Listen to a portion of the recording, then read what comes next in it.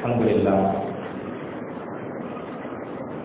நஹ்மதுஹு வ நஸ்தஈனுஹு வ நஸ்தக்ஃபிருஹு வ நு'மினு பிஹி வ நதவக்கலு அலைஹி வ நஅூது பில்லாஹி மின் ஷுரூரி அன்ஃபுஸினா வ மின் ஸய்யிஆத்தி அஅமாலினா மை யஹ்திஹில்லாஹு ஃபலா முضில்ல லஹு வ மை யுضلل ஃபலா ஹாதிய லஹு வ அஷ்ஹது அன் லா இலாஹ இல்லல்லாஹு வஹ்தஹு லா ஷரீக லஹு وأشهد أن سيدنا مولانا محمدا عبده ورسوله أما بعد فقد قال الله تعالى في القرآن العظيم وفي القرآن المجيد بعد أعوذ بالله من الشيطان الرجيم بفضل بسم الله الرحمن الرحيم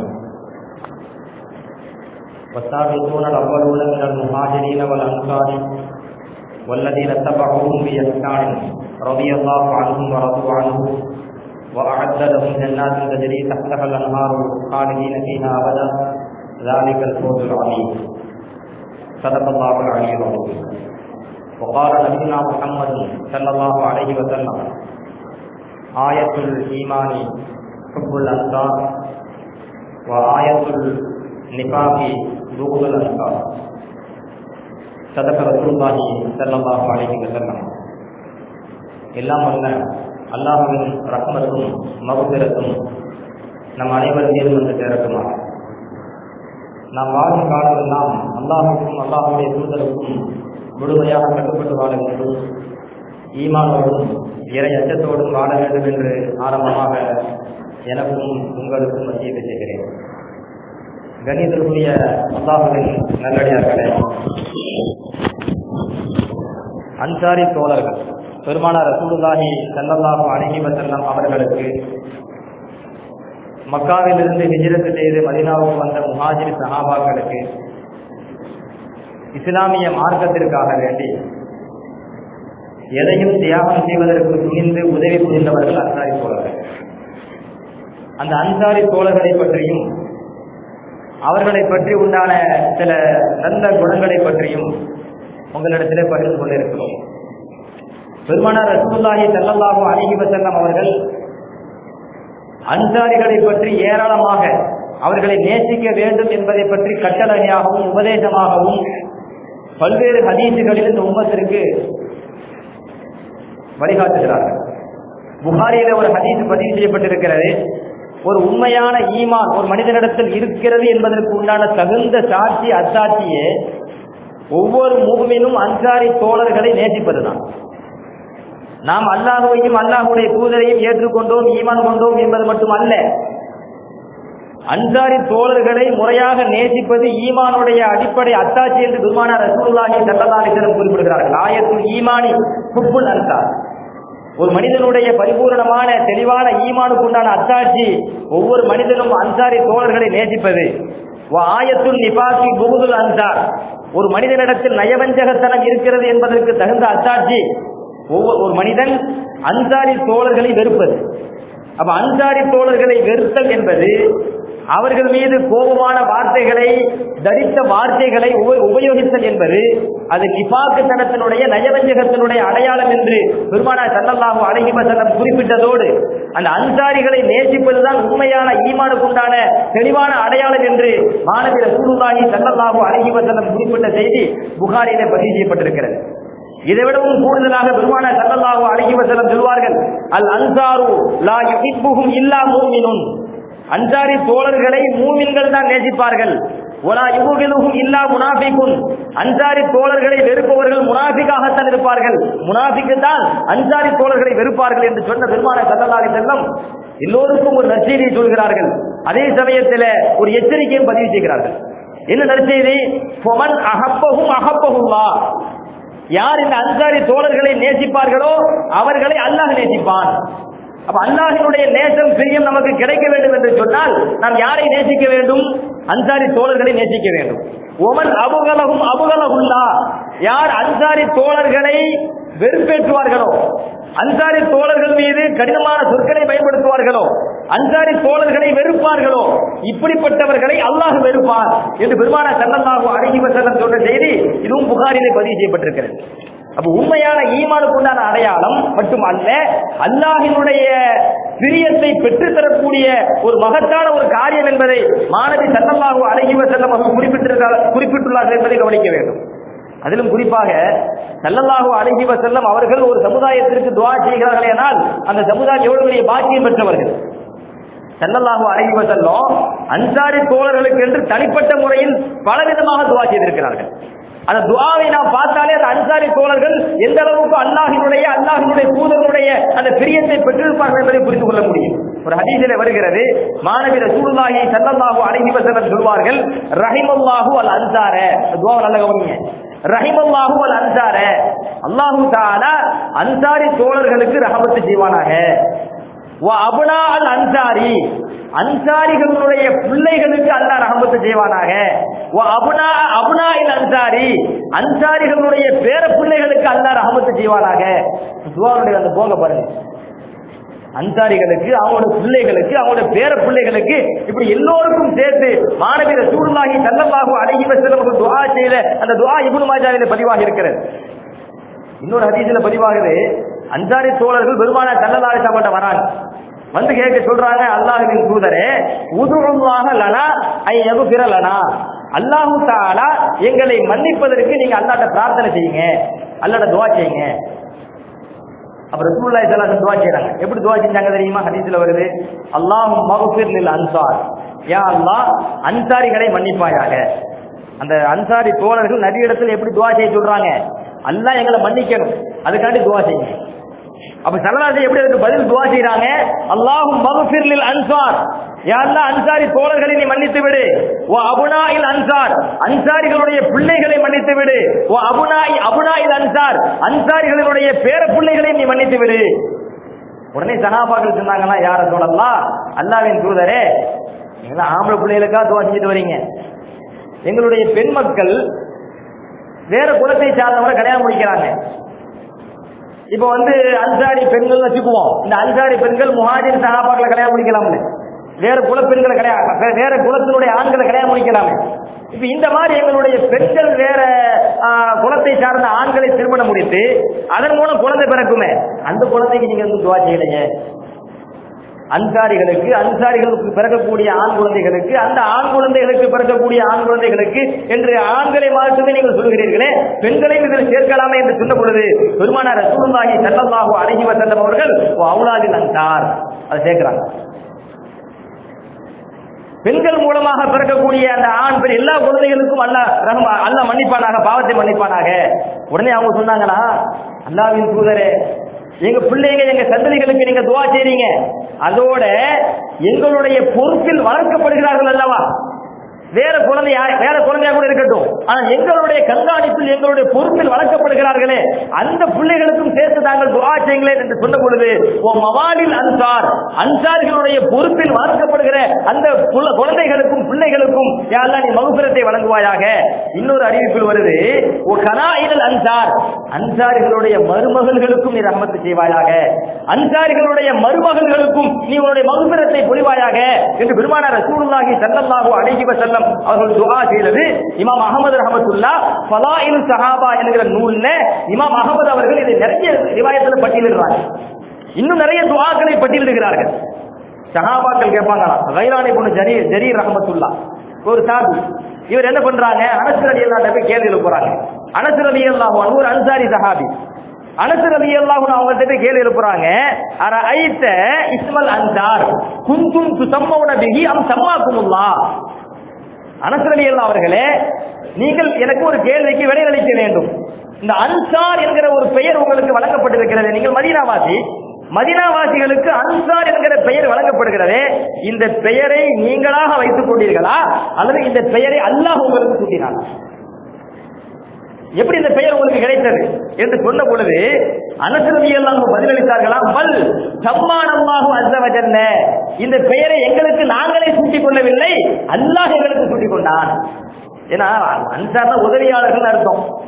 நபி ஸல்லல்லாஹு அலைஹி வஸல்லம் அவங்க ஹிஜ்ரத் செஞ்சு மதீனாவுக்கு வராங்க, முஹாஜிர் சஹாபாக்கள் ஹிஜ்ரத் செஞ்சு மதீனாவுக்கு வராங்க, மக்காவாசிகள். அப்படி மதீனாவுக்கு வருகிற பொழுது அவங்களுக்கு இந்த அன்சாரி தோழர்கள் என்ன பண்ணாங்க, எல்லா வகையிலும் உதவி புரிஞ்சாங்க. உதவி புரிந்தவர்களே தனக்குத்தானே நாங்கள் உதவியாளர்கள் அப்படின்னு சொன்னா நல்லா இருக்கும். நானே உதவி செஞ்சு போட்டு நானே எனக்கு என்ன பேர் வைக்கிறேன், உதவியாளர் என்று பெயர் வைத்தால் அது தற்புகழ்ச்சி என்று ஆயிரும், தன்னைத்தானே புகழ்ந்து என்று ஆயிரும். ஆனா அல்லாஹ் சுப்ஹானஹு வ தஆலா அந்த அன்சாரி தோழர்களுடைய அந்த சேவையை, அந்த உதவி புரியும் மனப்பான்மை புரிந்து கொண்டு அதை ஏற்றுக்கொண்டு அல்லாஹ்வே அவருக்கு சூட்டிய பெயர் என்ன, அன்சார். குர்ஆன்ல வருது இல்ல, வஸாபிகூனல் அவ்வலூன மினல் முஹாஜிரீன வல் அன்சாரி வல்லதீன தபஊஹும் பிஇஹ்சானின் ரலியல்லாஹு அன்ஹும் வ ரது அன்ஹு. அல்லாஹ் சொல்றானே குர்ஆன்ல, முஹாஜிர் சஹாபாக்களில் இருந்தும் அன்சாரி சஹாபாக்களில் இருந்தும் முந்தியவர்கள் முதன்மையானவர்கள், இப்படிப்பட்டவர்களை யாரெல்லாம் பின்பற்றுகிறார்களோ அழகிய முறையில் அவர்களையும் அல்லாஹ் பொருந்திக் கொண்டார், இவர்கள் அல்லாஹ்வை பொருந்திக் கொண்டார்கள். அப்ப அன்சார் என்கிற அந்த பெயரை அந்த மதீனத்து சஹாபாக்களுக்கு சூட்டியது யார் என்று சொன்னால் அல்லாஹ் சூட்டினார். அல்லாஹ் தான் சூட்டினார் என்று சஹாபாக்கள் சொல்வது மட்டும் அல்ல, அல்லாஹ்வே குர்ஆன்ல வசனத்தை இறக்கிறார். அப்ப அந்த அன்சாரி தோழர்களுடைய சேவையை, அந்த உதவி புரிகிற அந்த மனப்பக்குவத்தை அல்லாஹ் எந்த அளவுக்கு ஏற்றுக்கொண்டாங்க பாருங்க. அப்ப அவர் இஹ்லாஸான முறையில, மன தூய்மையான முறையில அவங்க அந்த உதவி புரிஞ்சிருக்கிறாங்க. இன்னொரு நல்ல கவனிக்கணும், மதீனத்து சஹாபாக்களுக்கு நிறைய சிறப்புகள் இருக்கிறது. அல்லாஹ்வே அவர்களுக்கு பெயர் சூட்டியிருக்கிறான். பெருமானார் ஸல்லல்லாஹு அலைஹி வஸல்லம் ஈமானுக்கு அடையாளமே அவங்களை நேசிப்பதுதான் என்று சொல்கிறார்களே, ஆனால் அவங்க என்ன அந்த அளவுக்கு தியாகம் செஞ்சாங்க இந்த சமுதாயத்திற்கு, இந்த மார்க்கத்திற்காக. அந்த அன்சாரி தோழர்கள் செய்த அந்த காரியம் என்ன, அந்த காரியம் என்ன என்பதை அந்த பெயரை நமக்கு பறைசாற்றுகிறது. மதீனத்து மக்கள் அஹ்லுல் மதீனா என்ற பெயர் இல்லாமல் அல் அன்சார் என்கிற அந்த பெயர் அல்லாஹ் சூட்டினானே, அந்த பெயரை பறைசாற்றுகிறது. அவர்களுக்கு ஏன் அவ்வளவு பெரிய சிறப்பு? உதவியாளர்கள், மார்க்கத்திற்கு உதவியாளர்கள். சாதாரணமான உதவி புரிந்தார்கள் அவர்கள், சாதாரணமான உதவி அல்ல.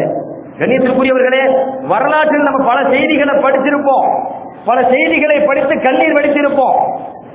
எத்தனையோ முஸ்லிம்கள் அல்லாஹ்வை ஏற்றுக்கொண்டார்கள் என்ற ஒரே காரணத்திற்காக, தூய இஸ்லாத்தை ஏற்றுக்கொண்டார்கள் என்கிற ஒரே காரணத்திற்காக சித்திரவதை செய்யப்பட்டு கொலை செய்யப்பட்டார்களே, சித்திரவதை செய்யப்பட்டு ஊரை விட்டும் நாட்டை விட்டும் இல்லங்களை விட்டும் விரட்டடிக்கப்பட்டார்களே, அவ்வாறு விரட்டடிக்கப்பட்ட பல சம்பவங்களை நாம் நூல்களிலே ஏடுகளிலே எழுத்து வடிவில் கண்டிருப்போம்.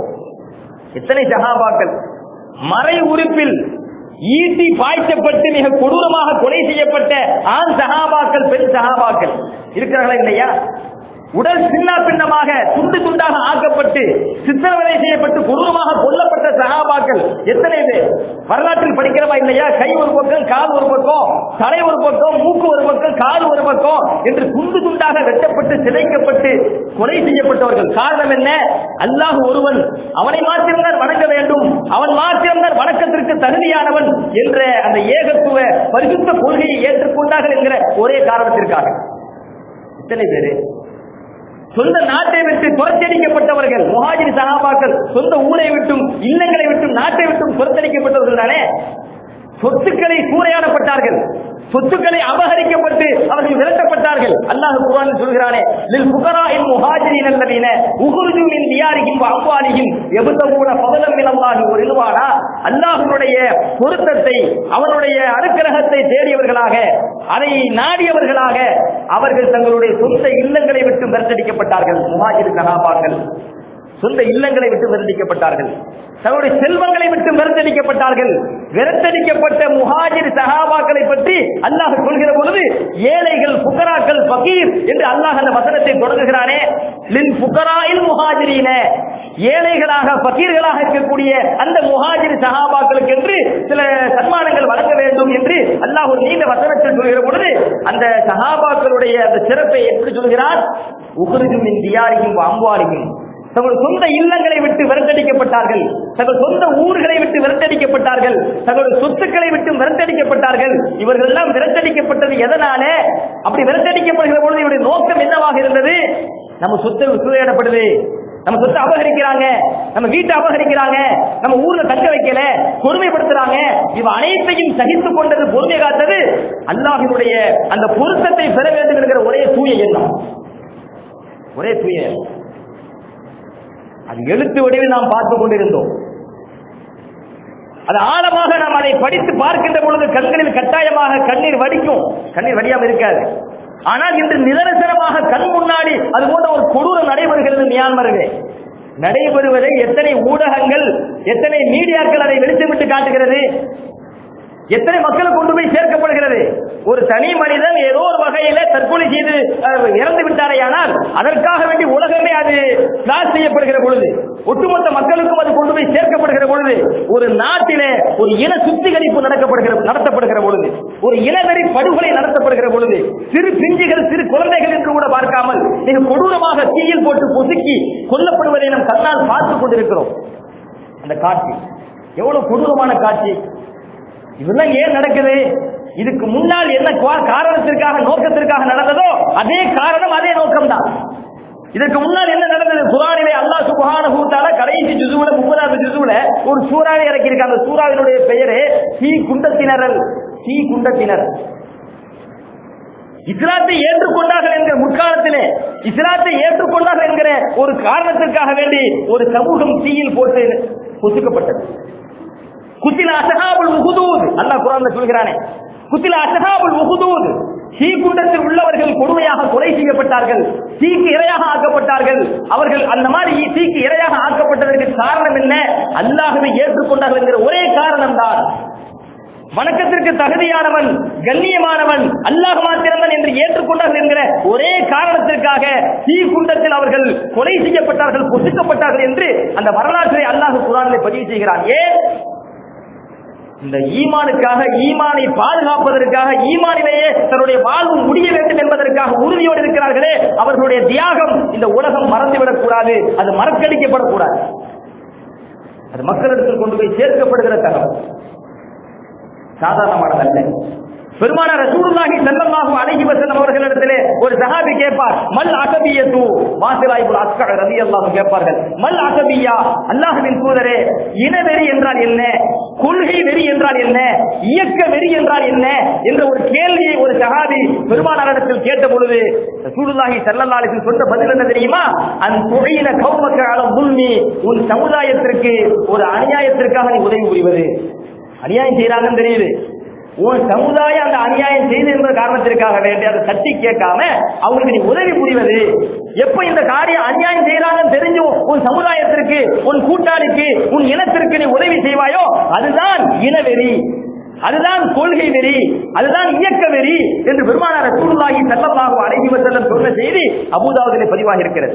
அப்துல்லாஹ் இப்னு மஸ்ஊத் ரலியல்லாஹு அன்ஹு சொல்வார்கள், உண்மையான இயக்க வெறியை பற்றி, கொள்கை வெறியை பற்றி, இன வெறியை பற்றி அப்துல்லாஹ் இப்னு மஸ்ஊத் ரலியல்லாஹு அன்ஹு கொடுமையானது, அதற்குண்டான தண்டனை எப்படி இருக்கும் என்பதை சொல்கிற பொழுது, மன் நஸர கௌமஹு அலா கைரில் ஹக்கி, எவன் ஒருவன் தன் சமுதாயத்திற்கு ஒரு அநியாயமான காரியத்திற்கு உதவி புரிவானோ, தன் சமுதாயம், என் சமுதாயம் அந்த காரியம் பண்றது, என்ன காரியம் நான் உதவி செய்வேன் என்று ஒரு அநியாயமான காரியத்திற்கு எவன் தன் சமுதாயத்திற்கு உதவி புரிவானோ அவன் யாரை போல தெரியுமா? பொதுமக்கள் படையிறி அல்லதீரனா, கிணத்திற்குள் விழுந்து உயிருக்கு போராடி கொண்டிருக்கின்ற ஒட்டகத்தை போல. அந்த ஒட்டகை எப்படி வெளியெடுக்கப்படுவதற்கு முயற்சி நடைபெறுகிறது? அதனுடைய வாளை பிடித்து அதை வெளியே எடுப்பதற்கு முயற்சி நடந்து கொண்டிருக்கிறது. இந்த மாதிரி ஒட்டகத்தை போலத்தான் அநியாயத்துக்கு உதவி புரியறவன். என்ன சொல்ல வராங்க? அப்துல்லாஹ் இப்னு மஸ்ஊத் ரலியல்லாஹு அன்ஹு என்ன சொல்ல வராங்க? ஏன்னா ஆழமான கிணறு, கிணத்துக்குள்ள முகம் குப்புற ஒரு ஒட்டகம் விழுந்துருச்சு. அந்த ஒட்டக உயிருக்கு தத்தளிச்சிட்டு போராட்டத்துக்கு முகம் குப்புற விழுந்தா தலைதான முதல்ல தண்ணிக்குள்ள முங்கும். நேரா விழுந்துச்சுன்னா தலையை வெளியே காட்டிக்கிட்டு கொஞ்ச நேரம் உயிரை காத்துக்கலாம், தற்காத்து கொள்ளலாம். முகம் குப்புற விழுது அப்படின்னு சொன்னா முதல்ல தலைதான தண்ணிக்குள்ள முங்கும். அப்ப உயிருக்கு போராடி கொண்டிருக்குமே, மூச்சு திணறி கொண்டிருக்குமே, அந்த நேரத்துல வெளியில இருந்து அதை வாழை பிடிச்சி அதை தூக்குறதுக்கு முயற்சி நடக்குது. ஒட்டகத்தை வாழை பிடிச்சி தூக்க முடியாது.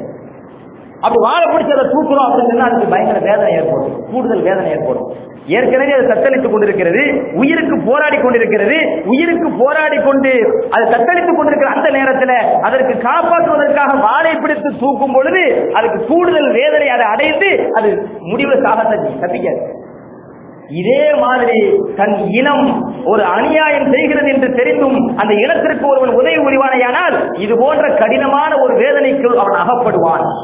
அப்படி அகப்படுகிற பொழுது அவனை யாராவது காப்பாற்றுறதுக்கு முயற்சி செய்தாலும் அந்த முயற்சி அவனுக்கு அது உதவியாக இருக்காது, அது அவனுக்கு இன்னும் வேதனையாகத்தான் அமையும். அடுத்து என்ன? கடைசி வரைக்கும் அந்த வேதனையிலிருந்து அவனை தன்னை தற்காத்துக் கொள்ள முடியாது. அதிகம் வேதனை அனுபவித்து அந்த வேதனையோடு தான் அவன் சாக வேண்டும் என்பதை அப்துல்லாஹ் இப்னு மஸ்ஊத் ரலியல்லாஹு அன்ஹு அருமையான ஒரு உவமையோடு, ஒரு உதாரணத்தோடு இது போன்ற அதிகமான அருவருப்பான காரியத்தை எதிர்க்கிறார். கண்ணு முன்னாடி பார்க்கிறோம். பெருமானார் ரசூலுல்லாஹி ஸல்லல்லாஹு அலைஹி வஸல்லம் அவர்கள் சொல்வார்கள், உன்சுர் அகாக வாலிமன் அவ் மظلوமா, தோழர்களே நீங்கள் ஒரு அநியாயக்காரனுக்கும் உதவி புரிய வேண்டும், அநீதிழைக்கப்பட்டவனுக்கும் உதவி புரிய வேண்டும் என்று பெருமானார் ஸல்லல்லாஹு அலைஹி வஸல்லம் சொன்ன பொழுது சஹாபாக்கள் திகைக்கிறார்கள், கேள்வி எழுப்புகிறார்கள். யா ரசூலல்லாஹ் அன்சுருஹு இதா கான மظلوமா, அல்லாஹ்வின் தூதரே, ஒருவர் அநீதிழைக்கப்பட்டார் என்று சொன்னால், பாதிக்கப்பட்டிருக்கிறார் என்று சொன்னால் அவருக்கு நான் உதவி புரிவேன், என்னால் உதவி புரிய முடியும். அப்புறம் ஐத்த இன் கான வாலிமன் கைஃப அன்சுருஹு, அல்லாஹ்வின் தூதரே, ஒருவன் அநீதிழைக்கக்கூடியவனாக இருந்தால் அவருக்கு போய் நான் எப்படி உதவி செய்வேன், அவனுக்கு எப்படி நான் உதவி செய்வேன் என்று மாணவி ரசூலுல்லாஹி ஸல்லல்லாஹு அலைஹி வஸல்லம் அவர்களிடத்தில் சஹாபாக்கள் கேள்வி எழுப்புகிறார்கள். கேள்வி நியாயமானது. பாதிக்கப்பட்டவனுக்கு உதவி புரியலாம், அநீதிழைத்தவனுக்கு எப்படி உதவி புரிகிறது? பெருமானார் ஸல்லல்லாஹு அலைஹி வஸல்லம் அறிவார்ந்த அணுகுமுறையில் மிக தெளிவான முறையில் பதிலளிக்கிறார்கள். தம்னஹு மினல் ظுல்மி வ இன்ன ذلك நஸ்ருஹு, அநியாயக்காரனுக்கு எப்படி உதவி புரிய வேண்டும் என்று கேட்கிறீர்களா? அவன் செய்யற அநியாயத்துக்கு உதவி செய்யுங்கன்னு சொல்லல, அவனை அநியாயத்தை விட்டு தடுக்க வேண்டும். அவன் அநியாயம் செய்யறா பாருங்க, அநியாயம் செய்யாதப்பா என்று அநியாயம் செய்வதை விட்டு அவனை தடுக்க வேண்டும். அவ்வாறு செய்வதுதான் நீங்கள் அவனுக்கு உதவி புரிவது. அநீதிழைக்கப்பட்டவன், பாதிக்கப்பட்டவனுக்கு எப்படி உதவி புரிவது சொல்லித்தர வேண்டிய தேவையில்லை, அதை சொல்லித்தான் நாம் விளங்க வேண்டும் என்ற அவசியம் இல்லை. ஆனால் அநீதிழைத்தவனுக்கு உதவி புரிதல் என்றால் என்ன என்று சஹாபாக்கள் கேள்வி எழுப்பிய பொழுது எவ்வளவு எளிமையாக, எவ்வளவு அருமையாக மாணவி ஸல்லல்லாஹு அலைஹி வஸல்லம் பதிலளித்தார்கள். அப்ப நம் கண் முன்னாடி மிக கொடூரமான முறையில நம் இனத்தவர்கள் முஸ்லிம்கள் அல்லாஹ் ஒருவன் என்று ஏற்றுக்கொண்டார்கள் ஒரே காரணத்திற்காக மிக கொடூரமாக இனவெறி படுகொலை நடத்தப்படுகிறது என்று சொன்னால், நாம் இந்த அநீதிழைக்கப்பட்டவர்களுக்காக அல்லாஹ்விடத்தில் கையேந்தி துஆ செய்ய வேண்டும், கடமைப்பட்டிருக்கிறோம். பெருமானார் ஸல்லல்லாஹு அலைஹி வஸல்லம் சொல்றாங்கல்ல, அநீதிழைக்கப்பட்டவனுக்கு உதவி செய்ய வேண்டும் என்றால் நாம் இங்கிருந்து கொண்டு எப்படி அவங்களுக்கு உதவி புரிவது? ஆயுதம் ஏந்த வேண்டும் என்றா? ஆயுதம் ஏந்த தேவையில்லை. நமக்கு உண்டான மிகப்பெரிய ஆயுதம் நம்மை படைத்த ரப்புல் ஆலமீனிடத்தில் இரு கரம் ஏந்துவது. ஆயுதம் ஏந்துவது அல்ல, இரு கரம் ஏந்தி அந்த அநீதிழைக்கப்பட்டவர்களுக்காக வேண்டி, அவர்களுடைய பாதுகாப்புக்காக வேண்டி, எதிரிகளுடைய சூழ்ச்சியை விட்டும் அவர்கள் பாதுகாக்கப்பட வேண்டும் என்பதற்காக வேண்டி நாம் இரு கரங்கள் ஏந்தி கண்ணீர் மல்க அல்லாஹ்விடத்தில் நாம் பிரார்த்தனை செய்தோமேயானால் அது நாம் அவர்களுக்கு செய்யக்கூடிய மிகப்பெரிய உதவி, பேருதவி. அதே போன்று அநியாயக்காரனுக்கு உதவி புரிய வேண்டும் என்று பெருமானார் ஸல்லல்லாஹு அலைஹி வஸல்லம் சொன்னார்களே, அதன் அடிப்படையில் அநியாயம் நடப்பதை முதல் அநியாயம் என்று நாம் சுட்டிக்காட்ட வேண்டும், அதை மக்களுக்கு வெளிச்சமிட்டு காட்ட வேண்டும். வெளிச்சமிட்டு காட்டி நாம் அல்லாஹ்விடத்தில் அதற்காக துஆ செய்ய வேண்டும். நம்மால் முடிந்தது அதுதான். ஒரு முஸ்லிம் பாதிக்கப்படுகிறார் என்று சொன்னால் அவனுடைய உடலில் ஒரு பகுதி அது வேதனை அடைகிறது என்றால் உடல் முழுவதும் வேதனை அடைவதை போட்டு இருக்க வேண்டும் என்று மாணவி ஸல்லல்லாஹு அலைஹி வஸல்லம் சொன்னார்களே. என் தலையில் வலிக்கிறது என்று சொன்னால் என் உடல் முழுவதும் அந்த வேதனை அனுபவிக்கிறது. என் கண் வலிக்கிறது என்று சொன்னால் என் உடல் முழுவதும் அந்த வேதனை அனுபவிக்கிறது. ஒரு முஸ்லிம் ஏதோ ஒரு பூமியில் ஏதோ ஒரு பகுதியில் பாதிக்கப்படுகிறானேயானால், ஒரு பிஞ்சு குழந்தை ஏதோ ஒரு பகுதியில் ஏதோ ஒரு நாட்டில் பாதிக்கப்படுகிறானேயானால், எந்த தவறும் செய்யாமல் தூய கொள்கைக்காக அல்லாஹ்வை ஏற்றுக்கொண்டதுங்கிற ஒரே காரணத்திற்காக அவன் பாதிக்கப்படுகிறானேயானால் நம் உடல் வலிக்க வேண்டும், நம் இதயம் படபடக்க வேண்டும், அல்லாஹ்விடத்தில் கையேந்த வேண்டும். அன்சாரி தோழர் நமக்கு அருமையான எடுத்துக்காட்டு. இன்று மிக கொடூரமாக பாதிக்கப்பட்டு இன சுத்திகரிப்பு நடக்கின்ற பொழுது, நாட்டை விட்டும் வெளியேற்றப்படுகிற பொழுது, மிக கொடூரமாக சித்திரவதை செய்யப்பட்டு கொலை செய்யப்படுகிற பொழுது அடைக்கலம் கொடுப்பதற்கு ஆள் இல்லை. நான் அடைக்கலம் தருகிறேன் வா என்று சொல்வதற்கு எந்த நாட்டுக்கும் தைரியம் இல்லை, துணிச்சல் இல்லை, மௌனம் காத்துக் கொண்டிருக்கிறது. ஆனால் அன்சாரிகள் தைரியமாக அந்த காலகட்டத்திலே மக்கமா நகரிலே இஸ்லாத்தை தூய கொள்கையை ஏற்றுக்கொண்டார்கள் ஒரே காரணத்திற்காக அனுதினமும் சித்திரவதை செய்யப்பட்டு கொலை நடைபெற்றுக் கொண்டிருக்கின்ற பொழுது அன்சாரிகள் இரு கரம் ஏந்தி வருகைக்கு என்ன செஞ்சாங்க? கை நீட்டி நின்றாங்க, நிற்கிறாங்க. நாங்கள் உங்களுக்கு அடைக்கலம் தருகிறோம், அடைக்கலம் என்ன அடைக்கலம், எங்கள் வீட்டையே உங்களுக்கு சொந்தமாக்கி தருகிறோம் என்று தங்கள் இல்லத்தையும் சொந்தமாக்கி கொடுத்தவர்கள், தங்களுடைய சொத்தையும் கூட சொந்தமாக்கி கொடுத்தவர்கள், தன் மரணத்திற்கு பிறகு என் சொத்திலும் கூட உங்களுக்கு பங்குண்டு என்று சொல்கிற அளவுக்கு ஒரு இணக்கத்தை, ஒரு சகோதரத்துவத்தை ஏற்படுத்தினார்கள் மாணவி ரசூலுல்லாஹி ஸல்லல்லாஹு அலைஹி வஸல்லம். சாதாரணமானதல்ல. முஸ்லிம்கள் யாரு பயங்கரவாதியாக காட்டப்படுகிறது. ஒரு முஸ்லிம்களுடைய பேச்சு கூட அடுத்தவருடைய உள்ளத்தை காயப்படுத்த கூடாது என்று கற்றுத்தரப்பட்டவர்கள் முஸ்லிம்கள். சாதாரணமானவர்கள் அல்ல முஸ்லிம். இஸ்லாம் என்ன? 3 பேர் இருக்கிறோம், சலாசத்துன் இதா குந்தும் சலாசா ஃபலா யதனாஜா இஸ்னானி தூன சாஹிபிஹிமா. நீங்கள் 3 பேர் இருப்பீர்களே, ஆனால் அதுல 3வது நபரை விட்டு போட்டு 2 பேர் மட்டும் தனியா என்ன செய்யாதீங்க, ரகசியம் பேசாதீங்க. ஏன் பேசக்கூடாது? பெருமானார் ஸல்லல்லாஹு அலைஹி வஸல்லம் காரணம் சொல்கிறார்கள், ஏனென்றால் நீங்கள் தனிமையாக பிரிந்து 2 பேர் மட்டும் பிரிந்து ரகசியம் பேசுகிற பொழுது அது அந்த 3வது நபருடைய உள்ளத்தை காயப்படுத்தும், அது கவலைப்படுத்தும். நம்ம நல்ல விஷயத்தை தான் பேசுறோம், நல்ல விஷயத்தை பேசுறோம் கூட, ஏன் நம்மளை மட்டும் தனியா ஒதுக்கிட்டா இருந்தாரு, ஒருவேளை நம்மளை பத்தி எதுவும் பேசுறாரோ, உள்ளது ஏதோ மரத்தனை செய்யும், நம்மளை பத்தி பேசுறதுக்கு தனியா போயிட்டாங்களோ, அல்லது ஏன் நம்மளும் நண்பராக தானே இருக்கிறோம், கூட தானே இருக்கிறோம், ஏன் நமக்கு தெரியக்கூடாது, ஏன் நமக்கு சொல்ல மாட்டேங்காங்க, ஏதோ ஒரு வகையில் உள்ள பாதிக்கப்படுமா இல்லையா, கவலை வரத்தானே செய்யும். அப்புறம் ரசூலுல்லாஹி ஸல்லல்லாஹு அலைஹி வஸல்லம் நேரடியா பேசி காயப்படுத்துறது அல்ல, நீங்க தனிமையா பேசி கூட இவங்க உள்ளத்தை காயப்படுத்த கூடாதுங்கிறாங்க.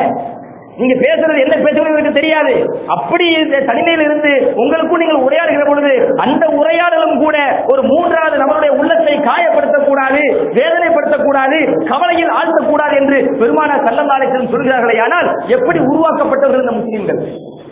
சாதாரணமானவர்களா? திருமதியில தபரானில பதிவு செய்யப்பட்ட ஹதீஸ், மன்கான யுமினு பில்லாஹி வல் யௌமில் ஆகிர் ஃபலா யூதி ஜாரஹு, யார் அல்லாஹ்வையும் மறுமை நாளையும் ஈமான் கொண்டார்களோ அவர் பக்கத்து வீட்டுக்காரருக்கு நோவினை கொடுக்க கூடாது. பெருமானார் ஸல்லல்லாஹு அலைஹி வஸல்லம் சொல்கிறார்கள், பக்கத்து வீட்டுக்காரன் என்றால் அவர் யாராக இருக்கட்டும், எந்த மதத்தை சார்ந்தவராக இருக்கட்டும், யாராக இருந்தால் நோவினை கொடுக்க கூடாது தானே. பக்கத்து வீட்டுக்காரன் இந்துவாகவோ அல்லது கிறிஸ்தவராகவோ ஏதோ ஒரு மதத்தை சார்ந்தவராக இருக்கட்டும், எந்த மதத்தை சார்ந்தவராக இருந்தாலும் எந்த இனத்தை சார்ந்தவராக இருந்தாலும் அந்த வீட்டார் பக்கத்து வீட்டார் என்று வந்துவிட்டால் அவருக்கு நோவினை கொடுக்க கூடாது. நோவினை கொடுக்காமல் இருப்பதுதான் அல்லாஹ்வையும் மறுமை நாளில் ஈமான் கொண்டதற்கு உண்டான அடையாளம் என்று பெருமானார் ஸல்லல்லாஹு அலைஹி வஸல்லம் சொல்கிறார்களே, புகாரியில் பதிவு செய்யப்பட்டிருக்கிறது. ஒரு வழியில் கிடக்கிற ஒரு கல்லு, வழியில் கிடக்கிற பாதையில் ஒரு இடையூறு ஏற்படுத்தக்கூடிய ஏதேனும் ஒரு பொருள் எந்த வடிவிலும் இருக்கட்டும், அதை அகற்றுவதை பெருமானார் ஸல்லல்லாஹு அலைஹி வஸல்லம் இந்த முஸ்லிம்களுக்கு கடமையாக்கி இருக்கிறார்களே. அது போன்ற ஒரு சஹாபி, முற்காலத்தில் வாழ்ந்த ஒரு மனிதர், அது போன்ற ஒரு காரியத்தை என்ன செய்தாரு? ஹதீஸ்ல புகார்ல வருது, முஸ்லிம்ல சுருக்கமா சொல்கிறேன், நேரத்தை அனுசரித்து சுருக்கமா சொல்கிறேன். அது போன்ற ஒரு வழிபோக்குல, மக்கள் நடமாடக்கூடிய வழிபோக்குல நடுவுல சென்டர்ல என்ன ஒரு மரம் முளைஞ்சு நிற்குது, மக்களுக்கு இடையூறாக இருந்துச்சு. மக்களுக்கு அது இடையூறாக இருக்கிறதே, போக்குவரத்துக்கு பாதிப்பாக இருக்கிறதே என்கிற காரணத்திற்காக தூய எண்ணத்தோடு, புகழ் விரும்பாமல் தூய எண்ணத்தோடு அவர் என்ன செஞ்சாரு? அந்த மரத்தை வெட்டி போட்டார்.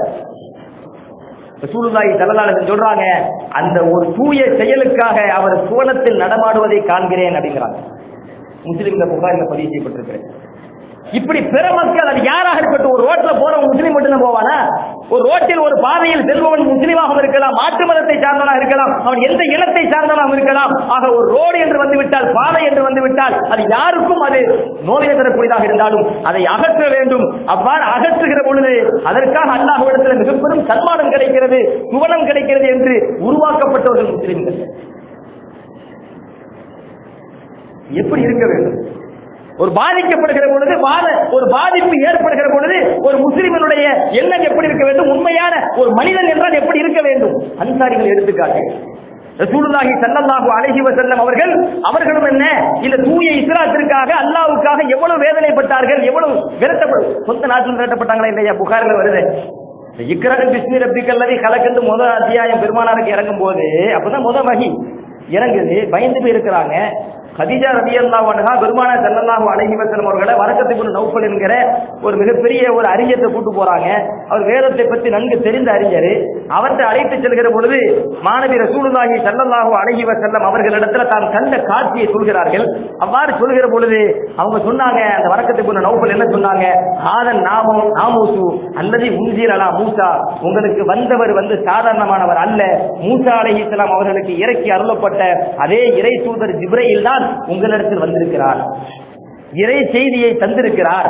உங்களை இதற்காக வேண்டி உங்கள் மக்கள் வேதனை செய்வார்கள், ஊரில் இருந்து விரட்டுவார்கள் என்று சொன்ன பொழுது மாணவி ரசூலுல்லாஹி ஸல்லல்லாஹு அலைஹி வஸல்லம் ஆச்சரியத்தோடு அவஹுரிஜியஹும், என் சமுதாயம், என் ஊரை சார்ந்தவர்கள் என்னை என் ஊரை விட்டு விரட்டுவார்களா என்று கேள்வி எழுப்பிய பொழுது வரக்கத்தை போல நௌபத் சொன்னாங்க, ஆமா லம் யஅதி ரஜுலுன் பிமா ஜிஅத பிஹி இல்லா ஊதிய, நீங்கள் எந்த மார்க்கத்தை இந்த உலகத்திற்கு கொண்டு வந்தீர்களோ இது மாதிரி யாரெல்லாம் இதுக்கு முன்னால் எந்த நபிமார்கள் எல்லாம் கொண்டு வந்தார்களோ எல்லோருமே அவர்கள் தன் சமுதாயத்தால் நோயினை செய்யப்பட்டிருக்கிறார்கள், வேதனை செய்யப்பட்டிருக்கிறார்கள். உங்களுக்கும் அந்த வேதனை வரும், உங்கள் ஊரில் இருந்து உங்களை விரட்டுவார்கள். அந்த காலம் வெகு தூரம் அல்ல, ஆனால் அந்த காலம் வரும் வரை நான் உயிரோடு இருக்க வேண்டுமே, அந்த காலம் வந்தால் நான் உங்களுக்கு உதவி செய்ய வேண்டுமே, உங்கள் மார்க்கத்தை பலப்படுத்துவதற்கு என்னை நான் ஐக்கியப்படுத்திக் கொள்ள வேண்டுமே என்று வரக்க அவர்கள் அதனுடைய எண்ணத்தை பகிர்ந்து கொண்டது புகாரிலே பதிவு செய்யப்பட்டிருக்கிறது. பெருமானார் ரசூலுல்லாஹி ஸல்லல்லாஹு அலைஹி வஸல்லம் சொல்கிறார்கள், லக்கத் ஊதிது ஃபில்லாஹ், நான் அல்லாஹ்வுக்காக மிக கடுமையாக வேதனை செய்யப்பட்டிருக்கிறேன்.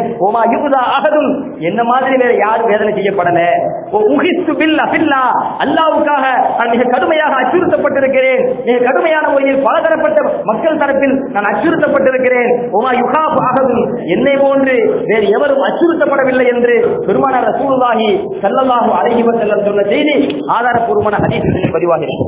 ஸல்லல்லாஹு அலைஹி வஸல்லம் இந்த தூய மார்க்கத்திற்காக வேண்டி மிக கடுமையாக பாடுபட்டார்கள். அப்படி பாடுபடுகிற பொழுது ஒரு கடை வீதியில ரசூலுல்லாஹி ஸல்லல்லாஹு அலைஹி வஸல்லம் அவர்கள் பயணிக்கிறார்கள். ஒரு கடை வீதியில, அந்த கடை வீதியிலே பயணிக்கின்ற பொழுது சஹாபா அங்குள்ள மக்களை பார்த்து சொன்னார்கள், மாணவி ரசூலுல்லாஹி ஸல்லல்லாஹு அலைஹி வஸல்லம் என்ன சொன்னாங்க, மக்களே நீங்கள் எல்லாம் ஏக இறைவன் அல்லாஹ்வை மாத்திரம் வணங்குங்கள், அவனுக்கு மாத்திரம் கட்டுப்படுங்கள் என்று சொன்ன பொழுது லா இலாஹ இல்லல்லாஹ் என்கிற தூய கலிமாவை ஏற்றுக்கொள்ளுங்கள் என்று துல் மஜாஜ் என்கிற கடை வீதியில் ஸல்லல்லாஹு அலைஹி வஸல்லம் சொல்லிக்கிட்டே போறாங்க. அப்படி போகும்போது அதற்கு பின்னாடி ஒரு ஆளு ஒரு கல்லை எடுத்து மாணவி ஸல்லல்லாஹு அலைஹி பாதத்திலே எதுக்கு எறிகிறார். அது எங்க படுது, ஹதீஸ்ல வருது, அவங்களுடைய ஸல்லல்லாஹுடைய அந்த கரண்டை கால் இருக்குது, அந்த கரண்டையில் பட்டு ரத்தம் பீரிட்டு வலியுது. எவ்வளவு வேகமா அடிச்சிருப்பார். அந்த குதிங்கால் இருக்குது, குதிங்காலுக்கு மேல் பகுதியில் ஒரு நரம்பு மாதிரி பொடியா இருக்குது, அந்த பகுதியில கல் பட்டு ரத்தம் பொங்கி பொங்கி வலிக்குது.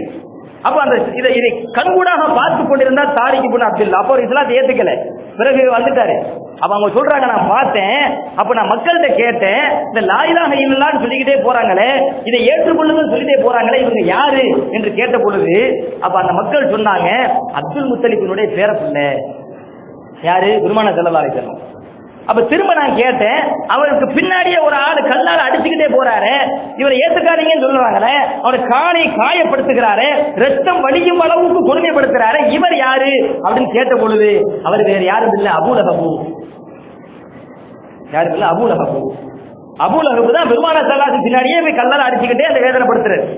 இப்ப ரசூலுல்லாஹி ஸல்லல்லாஹு அலைஹி வஸல்லம் இந்த மார்க்கத்திற்காக சாதாரணமாக பாடுபடல, மிக கொடூரமாக சித்திரவதை செய்யப்பட்டிருக்கிறார்கள், வேதனை செய்யப்பட்டிருக்கிறார்கள், அவமானப்படுத்தப்பட்டிருக்கிறார்கள். இப்படி வேதனை செய்யப்படுகிற பொழுது, அவமானப்படுத்தப்படுகிற பொழுது, இதே போன்ற பல நபித்தோழர்கள் சித்திரவதை செய்யப்பட்டு கொல்லப்படுகிற பொழுது அவர்களுக்கு அடைக்கலம் கொடுத்தவர்கள் யார்? அன்சாரி தோழர்கள். சாதாரணமானவர்கள் அல்ல. எந்த அளவுக்கு அவர்கள் அடைக்கலம் கொடுத்தார்கள்?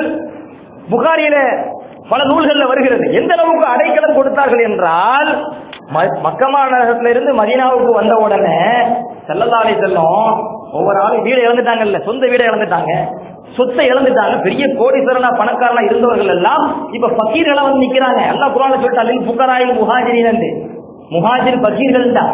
ஃபக்கீர்களா வந்து நிக்கிறாங்க மதீனால, கையில ஒரு பொருள் இல்லாம, ஒரு காசு இல்லாம, ஒரு பணம் இல்லாம. அப்படி நிற்கின்ற பொழுது வீடு வேணும்ல தங்கறதுக்கு, அன்சாரி தோழர்களை கூப்பிட்டு சகோதரத்துவத்தை ஏற்படுத்தினாங்க. இனிமே நீங்க ரெண்டு பேரும் சகோதரர்கள். ஒரு அன்சாரியை கூப்பிடுவாங்க, ஒரு முஹாஜிரை கூப்பிடுவாங்க, நீங்க ரெண்டு பேரும் சகோதரர்கள். அப்படின்னா என்ன அர்த்தம்? உடன் பிறந்த சகோதரன்ட்ட எப்படி நடந்து கொள்ளணும் அதே மாதிரி நடக்கணும். அப்படிப்பட்ட ஒரு சகோதரத்துவத்தை ஏற்படுத்தும் போது வரலாற்றில் பதிவாக புகாரி போன்ற நூல்கள்ல அந்த மதீனாவாசிகள் என்ன பண்ணாங்க தெரியுமா? நான் வீடு கொடுக்குறேன், நான் சொந்த வீடு கொடுக்குறேன்னு சண்டை போட்டாங்க. எதுக்கு?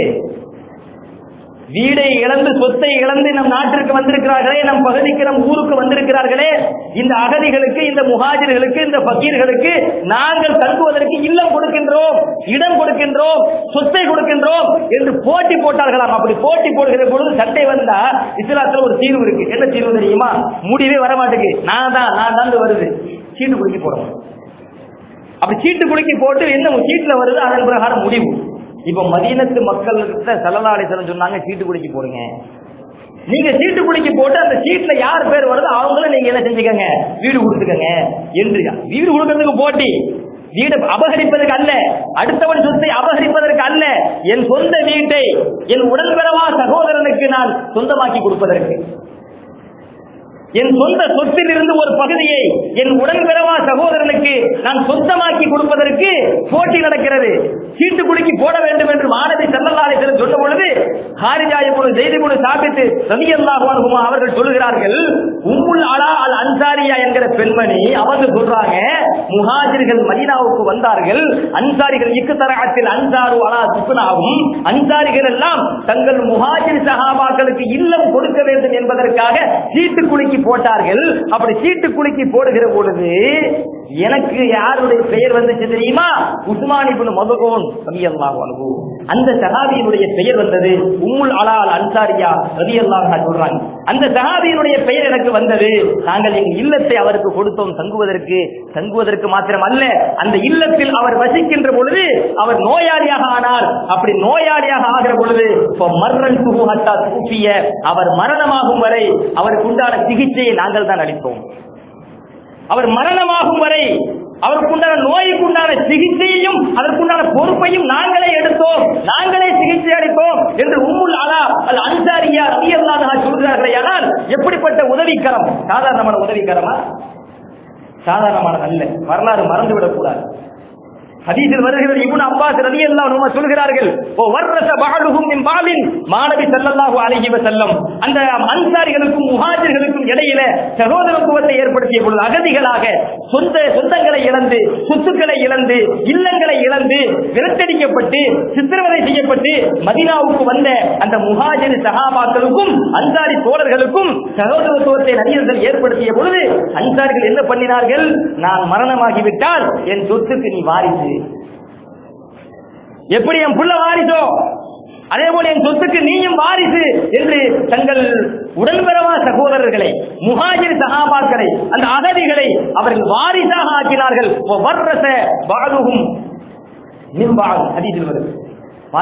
எது வரைக்கும் இப்படி நடந்துச்சு? அல்லாஹ் சுப்ஹானஹு வ தஆலா ஒரு வசனத்தை இறக்கிட்டான், உலுல் அரஹாமி பஅதுஹும் அவுலா பிபஅதின், இரத்த சொந்தம் தான் மற்றவரை விட முக்கியத்துவம் வாய்ந்தவர்கள் சொத்தை பெறுவதற்கு என்று அல்லாஹ் அந்த வசனத்தை இறக்கும் வரை இரத்த சொந்தம் தான் அந்த வராசத்து அந்த தகுதிக்கு முக்கியத்துவம் வாய்ந்தவர்கள் என்று அந்த வசனத்தை அல்லாஹ் இறக்கும் வரை அவர்கள் முஹாஜிர் சஹாபாக்களை தங்கள் சொத்துக்கு வாரிசாக ஆக்கினார்கள். எவ்வளவு பெரிய உதவிக்கரம் அது! இப்படிப்பட்ட உதவிக்கரத்தை அந்த அன்சாரி தோழர்கள் இந்த இஸ்லாத்திற்காக, இந்த முஸ்லிம்களுக்காக, பெருமானார் ஸல்லல்லாஹு அலைஹி வஸல்லம் அவர்களுக்காக, இந்த மார்க்கத்திற்காக, அல்லாஹ்வுக்காக அந்த காரியத்தை அவர்கள் செய்தார்கள் காரணத்திற்காகத்தான் உலகம் அழியும் வரை அவர்களை நேசித்துத்தான் ஆக வேண்டும். ஆயத்துல் ஈமானி குப்புல் அன்சார், அது ஸல்லல்லாஹு அலைஹி வஸல்லம் சாதாரணமான சொல்ல. ஆயத்துல் ஈமானி குப்புல் அன்சார், ஈமானுக்கு உண்டான அடிப்படை அத்தாட்சியே அந்த அன்சார்களை நாம் நேசிப்பதுதான். நமக்கு அன்சார் என்ன உதவி செஞ்சாங்கன்னு இல்ல, அவங்க உதவி செய்ய போய் தான் இன்னைக்கு இஸ்லாம் பரவி இருக்கிறது. அன்னைக்கு அவர் உதவி கரம் நீட்டுவதை அல்லாஹ் ஒரு காரணமாக ஆக்கிவிட்டார் இந்த இஸ்லாம் உலகம் முழுக்க பரப்பப்படுவதற்கு. அப்படி என்றால் நாம் ஒரு முஸ்லிமாக வாழ்வதற்கும் ஏதோ ஒரு வகையில அன்சாரிகள் நமக்கு காரணமாகத்தான் இருக்கிறார்கள், சாதாரணமானவர்கள் அல்ல.